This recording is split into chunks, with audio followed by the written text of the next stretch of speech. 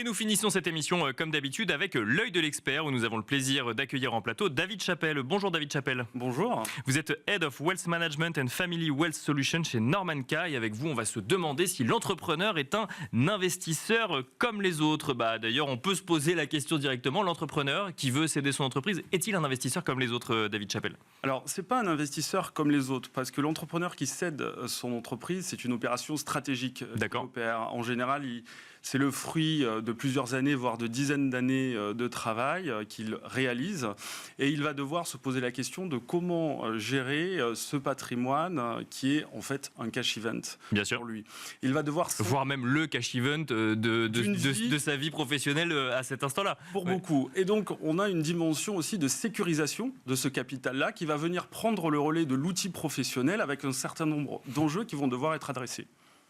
Quel conseil vous pourriez donner à un entrepreneur justement qui fait face à ce moment si particulier dans la vie d'un chef d'entreprise? Alors, un des premiers conseils, c'est de s'entourer pour pouvoir anticiper et planifier l'opération de cession, puisqu'il y a un avant après. Et la cession de l'outil professionnel, c'est aussi une nouvelle page qui s'ouvre pour lui. Et il va avoir à gérer une nouvelle entreprise, qui est son patrimoine. D'accord. Avec des enjeux qui sont différents.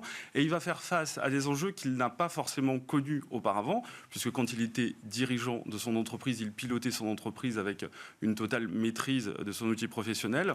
Là, il va devoir adresser des enjeux familiaux aussi. Bien sûr. La gestion de l'entreprise, ça a aussi un impact sur le patrimoine global dont fait partie l'entreprise, sur la sécurisation de ce capital, sur la capacité à couvrir des besoins de trésorerie, puisque ces sources de revenus procurées par son entreprise vont devoir être retrouvées dans le patrimoine de demain. Et donc, ce n'est pas un investisseur comme les autres. Est-ce qu'on change d'horizon de temps quand on passe de la gestion de son entreprise à la gestion de son patrimoine? Ou est-ce qu'on garde cet horizon court terme liquidité, cet horizon long terme stratégie? Alors, justement, il faut avoir anticipé la stratégie, la feuille de route à mettre en place. Et un des conseils, c'est également de s'entourer pour pouvoir avoir un pilotage stratégique. On va avoir finalement un mix entre une stratégie court terme qui va suivre la cession de l'entreprise et puis une stratégie plus long terme qui va relever de la planification, par exemple successorale, qui va relever de la gouvernance familiale et de l'ensemble des objectifs qu'on va se fixer et qui vont finalement dessiner la trajectoire et conditionner les différentes étapes à mettre en place postérieurement à la cession. Parmi les enjeux qui sont identifiés alors par la personne qui accompagne l'entrepreneur ou par l'entrepreneur directement, c'est quoi? C'est la transmission qui intervient en premier lieu ou c'est le sujet? Non, la transmission, c'est un élément très important pour la plupart, effectivement.